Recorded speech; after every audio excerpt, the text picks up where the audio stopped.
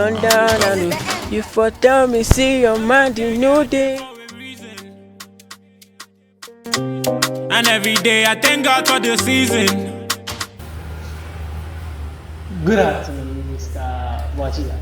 Good afternoon. Thank God. Welcome to the show on GEKY TV. Thank you so much. Yeah, I think this is officially the first time we're having you on board. Yes, and I'm happy. All right. Can you tell us a little about yourself? I'm watching Gyan. Okay. Actually, I'm from the name of the third Major Boakye Gyan. Okay. The late Yeboah. I completed from senior high school during the Pentecost University. Oh wow, Pentecost University. Yes. Oh, what program are you studying? Wow. LLB. Wonderful. And you are going to be one of our future lawyers. All right. So Boakye Gyan, let's just cut straight to the chicks. Ghana has a lot of political issues, right? And I'm sure you have done a little research and you have made some findings. Yeah. I want to find out from you, what is Moneycracy?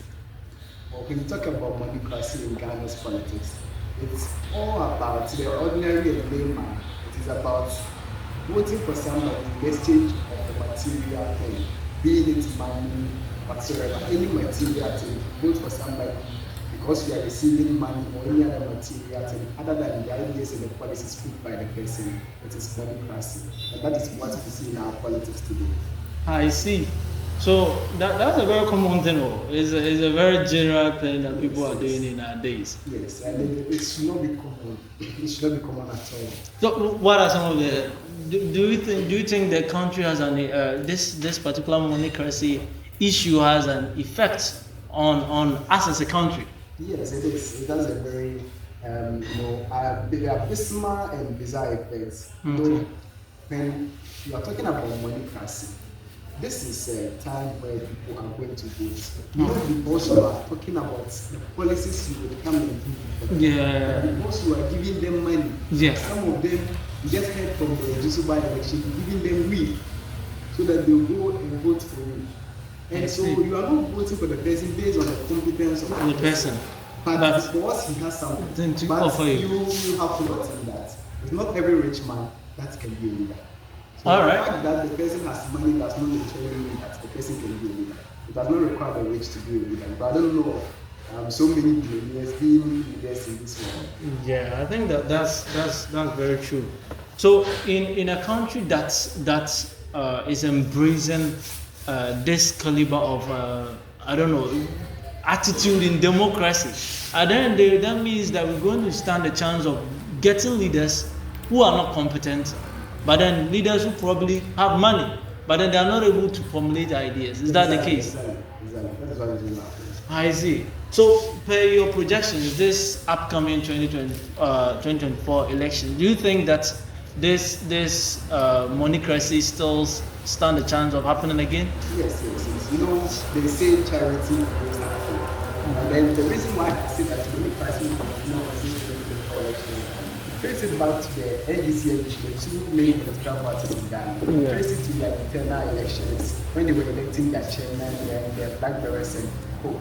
So when they were preparing for the power, you heard them. You heard they were sharing money. Yes. People were saying that they received 400 CDs from Dr. Baumia's camp and 300 CDs from the Japan's camp. Where Mahama also gave that of 40 CDs to people, but they claimed it was TNT, so they justified it. But then when you are receiving something like 400 CDs and you tell me it is TNT, it is a lie. It is actually vote buying. So if when they were preparing for home, they started buying the vote of their own people, what are they going to do with those who are not their own people? If they are selling their children, what will they do to their slaves?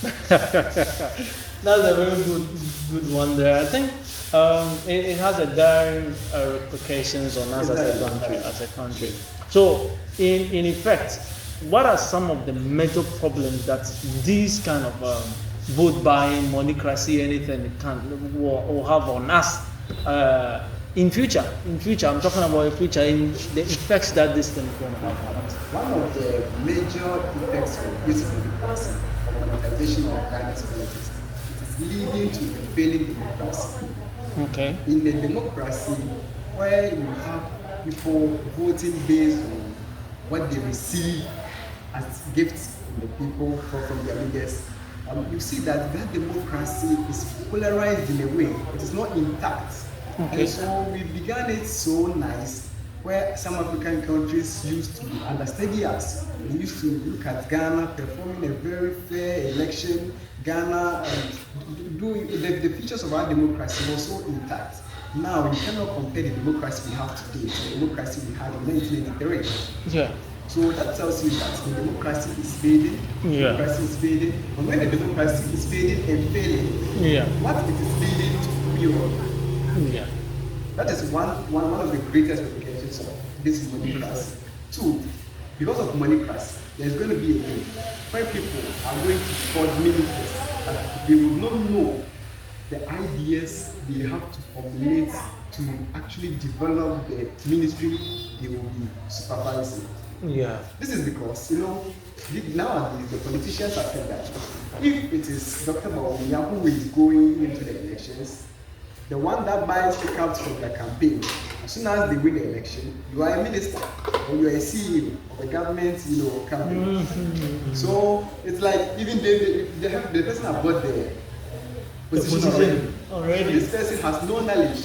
The person may have no knowledge about the ministry or whatever the person is going to play. But because he bought pickups for the party, printed T-shirts, or because he also aided in buying the votes of the people in a particular area, he must be given an appointment. Whether he has the expertise and the knowledge or not, he must be given a position. So we are gradually filling the various portfolios with people who have little knowledge, or sometimes they do not have knowledge about how to transform the positions that are given to them. But looking at the way this whole thing is unfolding, do you think it can be solved? Yes, it can. It can be solved. How can we solve it as a country? This is like the story of the hunter in the game. Okay. The hunter in the game, the hunter is always after the game. The story can be solved when the hunter stops pursuing the game and when the game too becomes careful. All right. I think this is very understandable from that point of view. Break it down to the common knowledge of Ghanaian people. So the main reason why monetization cannot be solved is because of this same NDC. Okay. Going into the election, yeah, you know very well that, for instance, there are internal elections. The NDC and the MPP, instead of expanding their electoral college, so that perhaps you have many people, say all the card-bearing members and the paying members, voting in the election, they have selected a few they call delegates.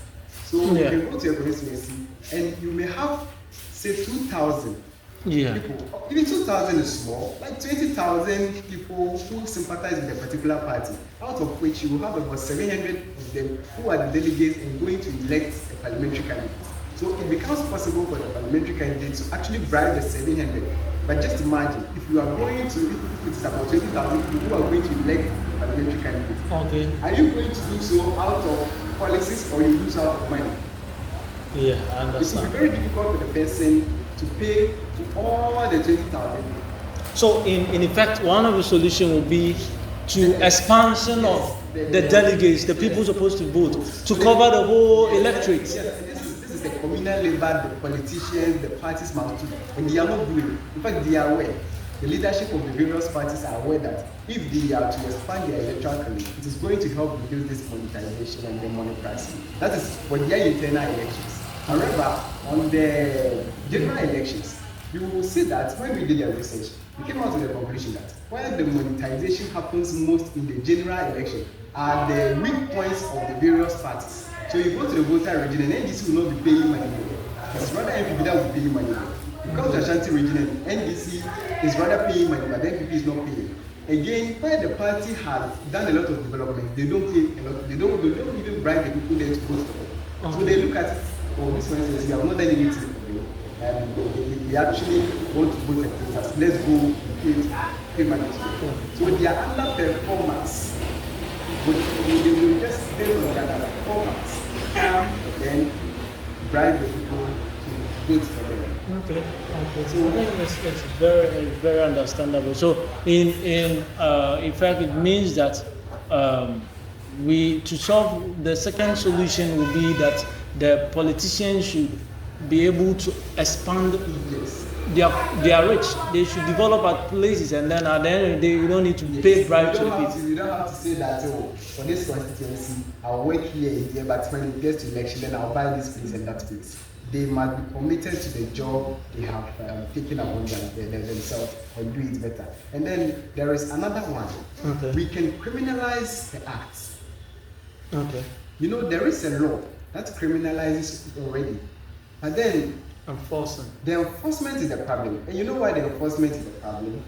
Because the giver and the taker are all beneficiaries. I am the one giving it to you.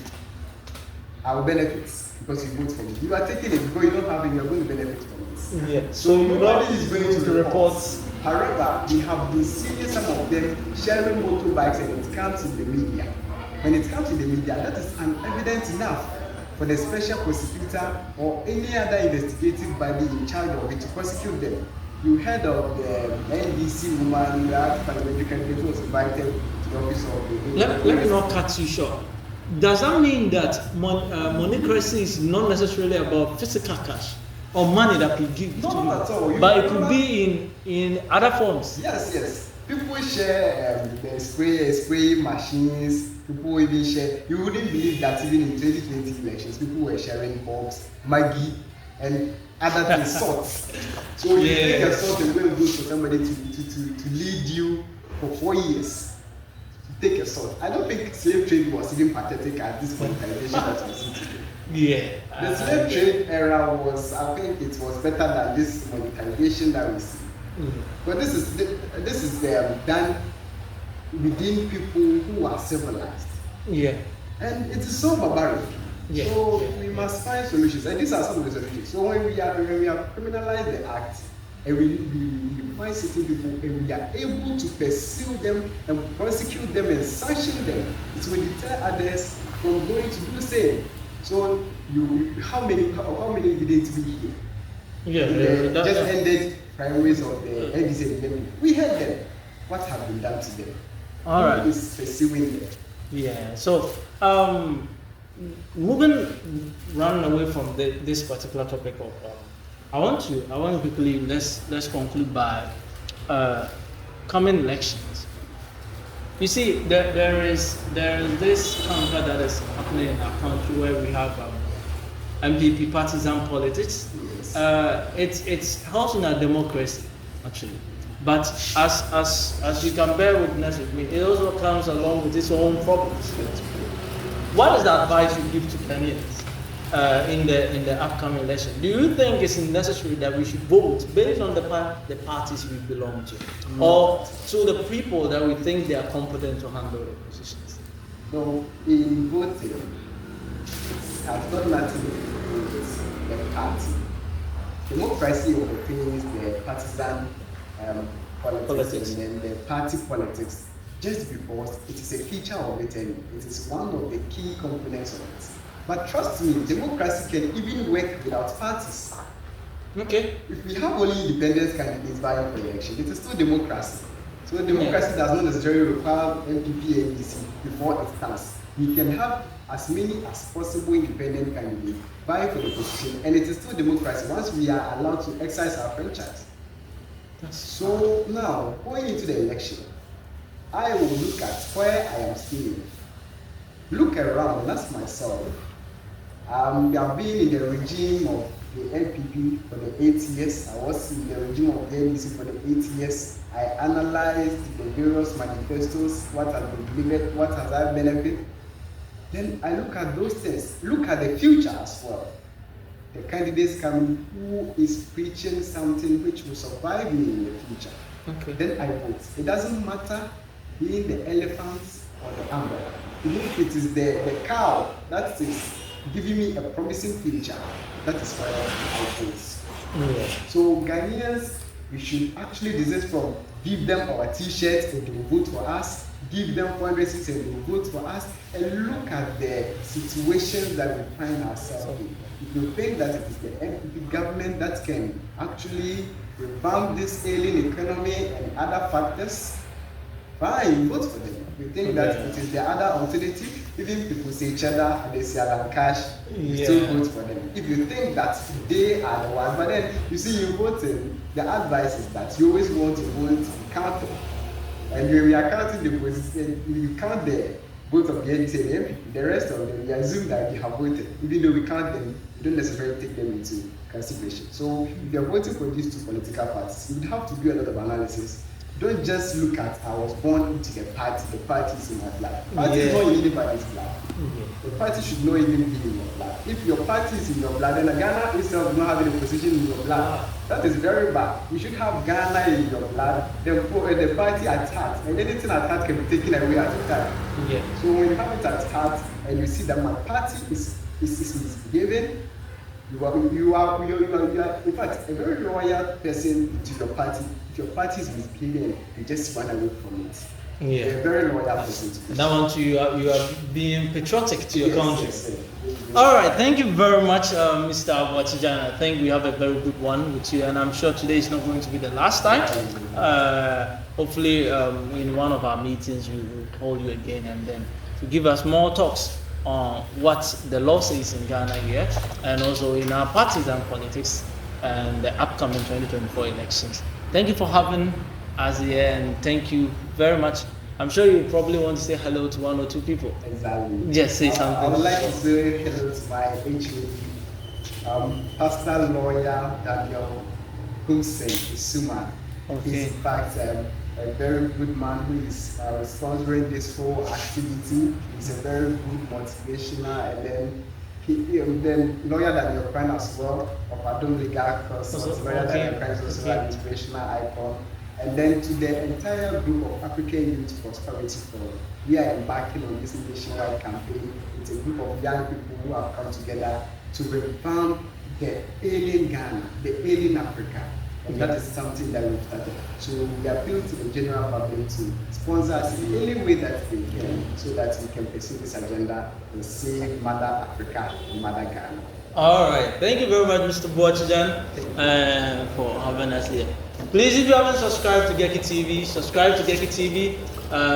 Share your thoughts in the comment section below, and also let us know what Ghana has to do in this upcoming 2024 election. Thank you, and do have a good day.